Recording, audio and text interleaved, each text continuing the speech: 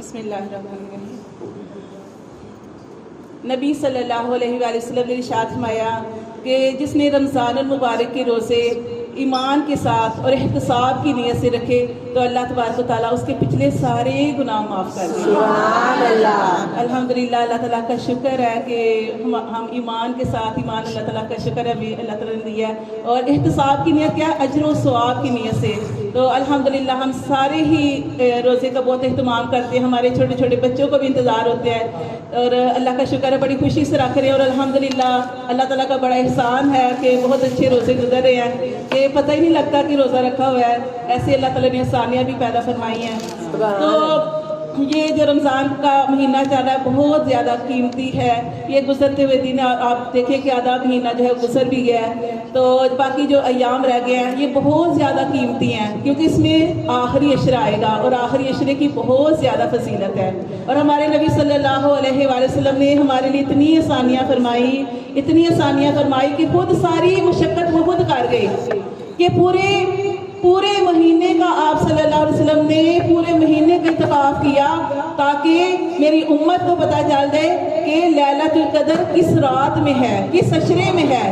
آپ صلی اللہ علیہ وسلم نے 10 دن کا اعتکاف کیا، آپ کو لیلۃ القدر نہیں ملی، پھر دوسرے عشرے کا اعتکاف کیا، لیلۃ القدر نہیں ملی، پھر آپ صلی اللہ علیہ وسلم نے آخری عشرے کا اعتکاف کیا تو آپ صلی اللہ علیہ وسلم نے فرمایا کہ لیلۃ القدر کو آخری عشرے میں تلاش کرو، اور اس کی آخری وہ جو ہوتی ہے نا طاق راتیں، ان میں 21، 23، 25، 27، 29، اور جو آخری رات ہوتی ہے وہ بھی بہت زیادہ قیمتی ہوتی ہے، ٹھیک ہے نا، چاند رات جو ہوتی ہے اس میں بھی جیسے پورا آپ نے آخری عشرہ جاگے تو اس رات میں بھی جاگنا ہے، کیونکہ اس دن مزدور کو مزدوری ملنی ہوتی ہے کہ جو پورا مہینہ ہم نے محنت کی اللہ تعالیٰ کے ساتھ۔ آپ دیکھیں کہ رمضان کے اندر کیسے ہم قرآن پڑھتے ہیں، کیسے ذکر کرتے ہیں، کیسے اللہ کی عبادت کرتے ہیں، کیسے اللہ کے ساتھ جڑ جاتے ہیں، کیسے چغلی سے، غیبت سے، جھوٹ سے بچنے کی کوشش کرتے ہیں، ہر برائی کو چھوڑتے ہیں تاکہ ہمارا روزہ جو ہے وہ اللہ کی طرف صحیح سلامت چلا جائے اور اللہ تبارک و تعالیٰ ہمیں اس کا اجر و ثواب عطا فرمائے۔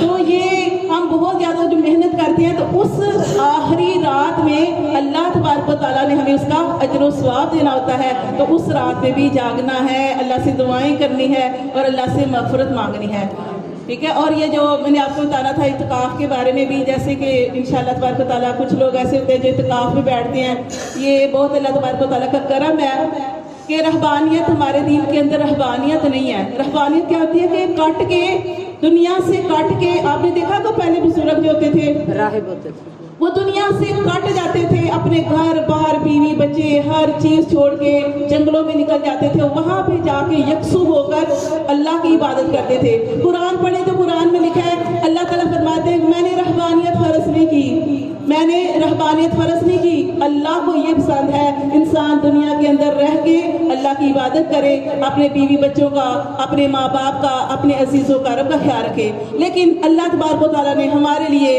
اعتکاف جو ہے وہ رکھا ہے۔ اعتکاف ہمارے نبی صلی اللہ علیہ وسلم نے ارشاد فرمایا، اعتکاف جو ہے سنت ہے، نبی صلی اللہ علیہ وسلم کی سنت ہے۔ اور اعتکاف کیا ہوتا ہے کہ انسان دنیا سے کٹ کے یکسو ہو کر، جم کر اللہ کی عبادت کرتا ہے۔ اعتکاف کا ثواب آپ کو پتہ کتنا ہے؟ جو بھی اعتکاف کرتا ہے اس کا ثواب 2 عمرے اور 2 حج کے برابر ثواب ہے۔ تو جو لوگ اعتکاف کر سکتے ہیں وہ ضرور کریں، ٹھیک ہے، جن کو اللہ تبارک و تعالیٰ نے فرصت دی کرنا آپ نے، ٹھیک ہے انشاءاللہ۔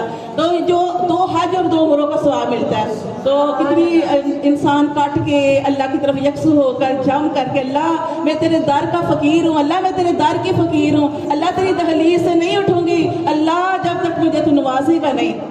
تو یہ اللہ تعالیٰ کیوں نہیں نوازے گا؟ اللہ تعالیٰ تو وہ کہتے ہیں، ایک شخص تھا نا تو وہ کہہ رہا تھا یا صنم یا صنم، کیونکہ مسلمان نہیں تھا تو وہ یا صنم اپنے بت کا نام لے رہا تھا۔ ایک دفعہ اس کے منہ سے نکل گیا یا سمد، یا سمد، اللہ نے اس کو نواز دیا۔ فرشتے کہنے لگے اللہ وہ تو اپنے بت کا نام لے رہا تھا، اللہ تیرا نام تو غلطی سے نکلا۔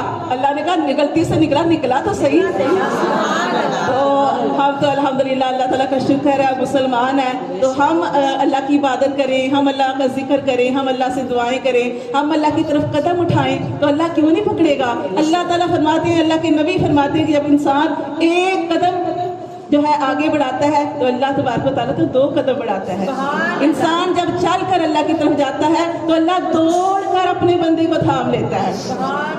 تو جو لوگ اعتکاف کر سکتے ہیں وہ ضرور کریں. اور اعتکاف کے بارے میں یہ آپ کو بتانا تھا کہ اعتکاف 3 طرح کا ہوتا ہے. ایک ہوتا ہے واجب اعتکاف. وہ اعتکاف ہوتا ہے کہ جو جیسے آپ نے کوئی نظر مانی ہے کہ میری نظر پوری ہوگی, منت پوری ہوگی تو میں اعتکاف کروں گی. تو وہ جب آپ کی منت پوری ہو جائے تو آپ نے اعتکاف کرنا ہے. اور اعتکاف ہمیشہ جو ہے وہ روزے کی حالت میں ہوتا ہے, روزے کے بغیر اعتکاف نہیں ہوتا. ٹھیک ہے, تو آپ اعتکاف کریں گے. دوسرا اعتکاف جو کیا جاتا ہے سنت اعتکاف, جیسے نبی صلی اللہ علیہ وسلم سنت اعتکاف کرتے تھے, تو وہ ہے آخری عشرے میں. وہ دن بھی مخصوص ہوتے ہیں, وہ ٹائم بھی مخصوص ہوتا ہے, اور روزہ بھی اس کے لیے شرط ہے جو رمضان کے آخری عشرے میں کیا جاتا ہے سنت موقدہ. وہ جو اعتکاف ہے نبی صلی اللہ علیہ وسلم کیا کرتے تھے. یہ اعتکاف یہ ہوتا ہے کہ محلے میں سے ایک شخص کر لے تو سب کی طرف سے ہو جائے گا. لیکن میں کل بھی کلاس کو یہی میرا ٹاپک تھا, یہی بتا رہی تھی کہ ٹھیک ہے ہو تو سب کی طرف سے جائے گا, لیکن اجر و ثواب تو اس کو ملے گا نا جو اعتکاف میں بیٹھے گا. ٹھیک ہے, تو یہ سنت اعتکاف ہے, ضرور کرنا چاہیے. اور ہمارے نبی صلی اللہ علیہ وسلم یہ اعتکاف کیا کرتے تھے. تو نبی ہمارا پیار, ہماری محبت نبی صلی اللہ علیہ وسلم سے یہ ہے کہ ہم نبی صلی اللہ علیہ وسلم کے ہر اس عمل کو اپنا لیں جو ہمارے نبی صلی اللہ علیہ وسلم کیا کرتے تھے. تو جو لوگ جو ہے اعتکاف کر سکتے ہیں, فارغ ہیں, تو وہ ضرور اعتکاف کریں. جن کے گھر میں بہویں ہیں, بیٹیاں ہیں, تو وہ اس سے فائدہ اٹھا سکتے ہیں کہ یہ اعتکاف جو ہے وہ کریں. ایک ہوتا ہے اعتکاف نفلی اعتکاف, اور وہ آپ کو بتانا تھا کہ وہ عورتیں جو فارغ نہیں ہوتی, جن کے اوپر ذمہ داریاں ہوتی ہیں, بچے ہیں, اور وہ بھی چاہتے ہیں کہ وہ اعتکاف کریں, تو پھر وہ کیسے اعتکاف کریں گے؟ کہ وہ ہوتا ہے نفلی اعتکاف. اس میں روزہ شرط نہیں ہے, اس میں ٹائم مخصوص نہیں ہے, آپ کسی بھی وقت کر سکتی ہیں. ٹھیک ہے, اور وہ کیا ہے کہ جیسے رمضان کے آخری عشرے میں آپ کے بچے ہیں, آپ اعتکاف پہ نہیں بیٹھ سکتی, آپ کوئی بھی ایسا وقت جو ہے وہ رکھ لیں کہ جس میں جو آپ کٹ کے اپنے بچے بھی آپ کو تنگ نہ کریں, گھر کی ذمہ داریاں بھی نہ ہو, اور آپ اس ٹائم پہ اٹھ کر اعتکاف کی نیت کر لیں. وہ اعتکاف 15 منٹ کا ہو, 2 گھنٹے کا ہو, آدھے گھنٹے کا ہو, آپ نے نیت کر لینی ہے کہ اللہ میں اعتکاف کی نیت سے بیٹھی ہوں. کیونکہ آپ کے دل میں شوق ہونا چاہیے نا. اگر آپ کے دل میں شوق ہو نا کہ میں نے اعتکاف پہ بیٹھنا ہے, تو اللہ تبارک و تعالیٰ آپ کو اجر و ثواب عطا فرما دے گا.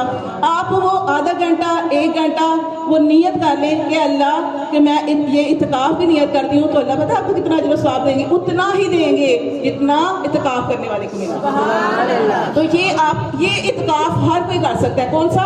نفلی اعتکاف. اس میں روزہ شرط نہیں ہے. روزہ شرط کیسے نہیں ہے کہ دیکھیں آپ نے سوچا کہ میں جو ہے رات کے وقت جیسے 2 بجے اٹھوں گی, 2:30 بجے اٹھوں گی, تو میں اعتکاف کی نیت کر لوں گی. آپ اٹھتی ہیں 2:30 بجے, آپ اعتکاف کی نیت کر لیتی ہیں کہ اللہ میں اعتکاف میں بیٹھ رہی ہوں. ٹھیک ہے, نیت کر لیتی ہیں آدھے گھنٹے کے لیے یا 1.5 گھنٹے, جتنا بھی آپ کے پاس ٹائم ہے.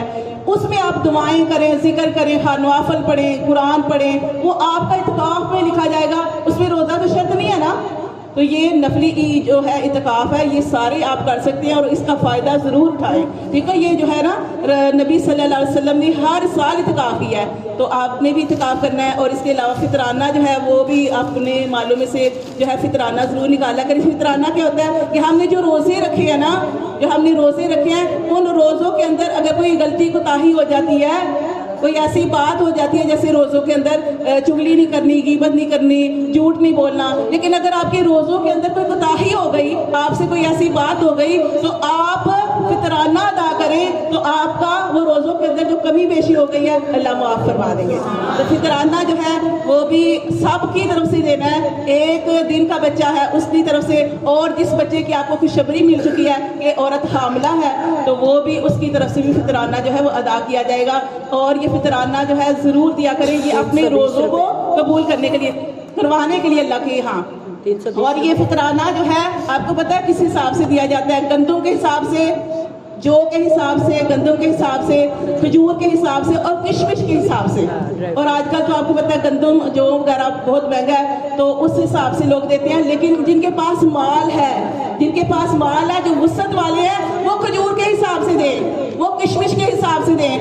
ٹھیک ہے, جیسے ہم اپنی ضرورت دیکھیں, آپ سوٹ لینے جاتے ہیں 2000 کا بھی مل جاتا ہے, 5000 کا, اب جتنے آگے چاہے, تو آپ اللہ کے نام پہ اتنی بخیلی نہ کیا کریں کہ آپ نے گندم کے حساب سے دینا ہے. ٹھیک ہے, گندم کے حساب سے تھوڑا بنتا ہے, لیکن اگر آپ کھجور کے حساب سے دیں، اجوا کھجور کے حساب سے دیں، اگر آپ کشمش کے حساب سے دیں، تو دیکھیں نیکیوں میں آگے بڑھنے کی کوشش کیا کریں. تو یہ آپ اگر جو صاحب وسعت والے ہیں وہ کھجور کے حساب سے دیں، وہ کشمش کے حساب سے دیں، وہ بہت زیادہ بنتا ہے. تو ٹھیک ہے. اور اعتکاف گھر میں ہی کرنا ہوتا ہے، مسجدوں میں نہیں کرنا ہوتا. تو اعتکاف، ہاں جی، عورتوں کا جو اعتکاف ہوتا ہے نا، تو وہ یہی ہوتا ہے، بہترین جگہ یہی ہوتی ہے کہ اپنے گھر کے اندر ایک کونے میں بیٹھ کر اعتکاف کریں. تو وہ سب سے یعنی کٹ کے اور اللہ تعالیٰ کی عبادت کریں، اور گھر کی اور اتنی جگہ لینی چاہیے. چلو آج کل اگر جس کو وسعت ہے، کمرہ ہے، تو کمرے میں علیحدہ کمرہ تو کر سکتی ہے، ورنہ اس کی تو جگہ بھی مخصوص ہوتی ہے. اور اعتکاف کے اندر زیادہ نہانا، مطلب یہ نہیں کہ آپ نے بار بار نہا رہے ہیں، ان چیزوں سے کٹنا ہے. اب دیکھیں جب انسان عمرہ کرنے جاتا ہے یا حج کرنے جاتا ہے، آپ نے دیکھا کہ آج کل تو کتنی آسانی ہے، لیکن پہلے لوگ جو تھے وہ اونٹوں پر، گھوڑوں پر اس طرح سفر کیا کرتے تھے. احرام انہوں نے باندھا ہوتا تھا اور سفر کرتے تھے، اور ان کے احرام میلے ہو جاتے تھے. ہمیں تو تھوڑا ٹائم لگتا ہے نا، جہاز ہے تو چلے جاتے ہیں. پہلے لوگ قافلوں کی صورت میں جاتے تھے اور احرام باندھتے تھے، ان کے سار میلے، ان کے گندے احرام ہو جاتے تھے. لیکن اللہ تعالیٰ کو وہ لوگ بڑے محبوب ہوتے تھے، کیونکہ وہ اللہ کے نکلے رستے میں نکلے ہوتے تھے. تو آپ نے یہ دیکھیں کہ جو اعتکاف کرنا ہے اس میں یہ نہیں کہ آپ دن میں ہر روز نہاتی ہے تو آپ ہر روز نہائیں. ان چیزوں سے بچنا ہے. کم سے کم یہ بھی جو ہے ایک دفعہ نہا کے اندر چلی جائیں. 10 دن کے اندر اگر نہانا چاہتی ہیں تو ایک دفعہ غسل کریں، لیکن اس کے علاوہ کوشش کریں کہ آپ جو ہیں وہ اللہ تبارک و تعالیٰ کا ذکر اذکار کرتی رہی. جیسے انسان حج کے لیے جاتا ہے، عمرے کے لیے جاتا ہے، قافلوں کی صورت میں احرام گندے ہو جاتے ہیں، لیکن اللہ کیسے اعلان فرماتا ہے؟ فرشتوں کو گواہ بنا کے اللہ تعالیٰ ارشاد فرماتا ہے، اے میرے فرشتوں گواہ رہنا، یہ گندے مندے، یہ جو اپنے ان کے احرام بھی گندے ہو چکے ہیں اور یہ کیسے ہو چکے انسان سفر کر کے، تو میں نے ان سب کی مغفرت فرما دی، سب کی بخشش فرما دی. تو ایسے ہی دیکھیں نا، جب ہم روزہ رکھتے ہیں تو کیا فرمایا نبی صلی اللہ علیہ وسلم نے ارشاد فرمایا کہ روزے دار کے لیے دریا کی مچھلیاں بھی استغفار کرتی ہیں. اور نبی صلی اللہ علیہ وسلم نے ارشاد فرمایا کہ جب انسان روزہ رکھتا ہے تو روزے دار کے منہ کی بدبو ہوتی ہے نا، بند رہتا. ہاں، تو یہ اللہ تبارک و تعالیٰ کو اتنی محبوب ہے کہ مشک کی خوشبو سے زیادہ محبوب ہے. تو یہ نہیں آپ نے سوچنا ہے کہ ہم اعتکاف میں بیٹھنے لگے تو ہم گندے ہیں، ہم نہا نہیں رہے، یہ نہیں کر رہے. نہیں، ان ساری چیزوں سے بچ کے آپ کو اللہ نے موقع دیا، آپ ضرور اعتکاف کریں، ضرور اعتکاف میں بیٹھیں، پاک رہے، بس پاک رہے. وہ تو ظاہر ہے پاک رہنا. اور اعتکاف میں جب آپ بیٹھتے ہیں تو آپ کا سونا بھی عبادت میں لکھا جاتا ہے. آپ سو رہے ہیں وہ بھی عبادت میں لکھا جاتا ہے. اعتکاف کا بہت زیادہ اجر و ثواب ہے. زکوٰۃ بھی آپ نے دینی ہے، جن کے جو صاحب نصاب ہیں ان کے اوپر زکوٰۃ فرض ہے. زکوٰۃ جو ہے وہ ضرور جو ہے ادا کرنی ہے اپنے مالوں کے اندر سے، کیونکہ وہ کتنی ہوتی ہے؟ لاکھ کے اوپر، اس کے اندر سے آپ نے نکالنی تھی. یہ 2.5% ہوتی ہے. کتنا تھوڑا اللہ تبارک و تعالیٰ نے یہ رکھا ہے. اور جب انسان اپنے مالوں کے اندر سے زکوٰۃ نکالتا ہے، انسان کا مال پاک ہو جاتا ہے، انسان کا مال پاک ہو جاتا ہے. ایک چھوٹا سا واقعہ کل میں نے اپنی کلاس کو بتایا تھا تو آپ کو بتا رہی ہوں کہ کیا ہوا کہ ایک جیسے آپ صلی اللہ علیہ وسلم بیٹھے ہوئے تھے، ایسی محفل لگی تھی، آپ صلی اللہ علیہ وآلہ وسلم یہ زکوٰۃ کے فضائل بیان کر رہے تھے کہ زکوٰۃ کے فضائل آپ سے نے فرمائے. اور آپ نے فرمایا کہ اللہ تعالیٰ کا ارشاد ہے کہ جو شخص اپنے مالوں میں سے زکوٰۃ نکالتا ہے، اللہ تبارک و تعالیٰ اس کے مال کی حفاظت فرماتا ہے. آپ صلی اللہ علیہ وسلم نے فضائل بیان کیے. ایک یہودی بیٹھا ہوا تھا محفل میں. یہودی نے جب یہ فضیلت سنی، وہ گھر گیا، اس کا مال گیا ہوا تھا تجارت کے لیے. وہ گھر گیا، اس نے اپنے مال کے اندر سے جتنا اس کا حساب بنتا تھا اس نے زکوٰۃ نکالی، لیکن مسلمان نہیں تھا. جب اس نے زکوٰۃ دی لوگوں کو، لوگ کہنے لگے کہ تو مسلمان ہو گیا. اس نے کہا نہیں میں نہیں مسلمان ہوا، میں نے تو ایک سودا بازی کی ہے. کیا سودا بازی کی ہے؟ محمد صلی اللہ علیہ وسلم سے سودا بازی کی ہے کہ وہ فضیلت بیان کر رہی ہے کہ زکوٰۃ دو گے تو تمہارا مال پاک ہو جائے گا اور تمہارے مال کے اندر کوئی نقصان نہیں ہوگا. اب میرا مال گیا تجارت کے لیے، تو اب میرا مال جس جگہ پہ گیا وہاں پہ چور بھی ہوتے ہیں، لٹیرے بھی ہوتے ہیں، وہاں سے لوٹ لیا کرتے ہیں. تو اب اگر میرے مال لوٹا گیا تو میں محمد صلی اللہ علیہ وسلم کو پکڑوں گا. نعوذ باللہ. اس نے کہا میں محمد صلی اللہ علیہ وسلم کو پکڑوں گا، میں نے سودے بازی کی ہے. اچھا ایسے ہی کیا ہوا کہ وہ اس کا مال جو تھا وہ جب گیا، قافلہ گیا تو جس جگہ سے جاتے تھے اکثر وہاں سے لوٹ لیا جاتا تھا قافلوں کو. تو اس کو خبر ملی کہ سارا قافلہ جو ہے وہ لوٹا گیا. اب وہ شخص جو تھا اپنے گھر سے نکلا، اس نے تلوار پکڑی کہ محمد صلی اللہ علیہ وسلم نے تو کہا تھا کہ تمہارے مال کے اندر کوئی نقصان نہیں ہوگا اگر تم مال کے اندر زکوٰۃ ادا کرو گے، تو میرا تو سارا مال نقصان ہو گیا اس کے اندر. وہ اس نے کہا کہ میں جاتا ہوں محمد صلی اللہ علیہ وسلم کی طرف، اگر وہ آسانی سے میرا مال واپس نہیں کریں گے تو میں تلوار لے کے جاتا ہوں. وہ گیا اور جب ابھی دربار میں پہنچا نہیں تھا، تھوڑا سا پیچھے تھا، تو کیا ہوا کہ ایک شخص نے پیچھے سے اس کو آواز دی کہ اے شخص تجھے مبارک ہو، اللہ نے تیرا سامان بچا لیا ہے۔ سبحان اللہ۔ وہ کہنے لگا کہ جو قافلہ گیا تھا وہ تو سارا لوٹا گیا تھا، میرا سامان کیسے بچ گیا؟